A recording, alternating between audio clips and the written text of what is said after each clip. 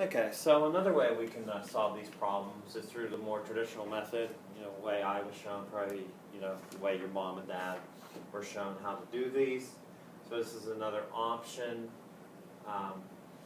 You'll notice that I put it on grid paper because it's very important to keep everything lined up. There are some things that you must do with this, or you will not. You can do the multiplication perfectly. You can do the addition perfectly. But if you forget some of the steps in there, you will get a wrong answer. Okay, so this one, if you're going to choose this one, you really have to take the time to memorize exactly what you have to do to get the answer. Okay, so we start with the 8, and we basically look at it as from 8 times 35.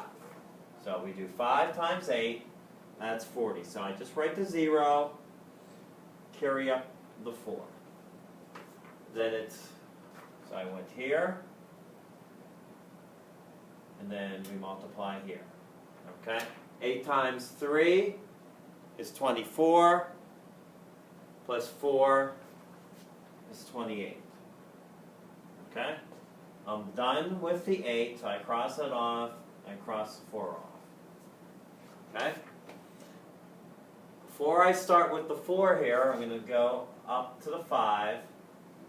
Before I start with the 4, that 4 is not really a 4, it's a 40. So I need to put a 0 here as a placeholder to shift everything over one place value to the left to signify that I'm not actually multiplying by 4 here, I'm multiplying by 40. So then I can go and do the math. 4 times 5 is 20. I put the 2 down, or the 0 down, carry up the 2. 4 times 3 is 12, plus 2 is 14. Okay, notice how place values are lined up. Very important. Then when we get down here, we add. So this would be 0, 8, 6, 1. Okay? And if I do my estimating here real quick, just to make sure my answer is in the ballpark. So my answer should be around 2,000. It is. So that checks. Okay? So 73 times 64. Okay? Start here with the 4. 4 times 3 is 12. Write the 2. Carry up the 1. 4 times 7. 28 plus 1 is 29. Okay? I'm done here. I'm done here.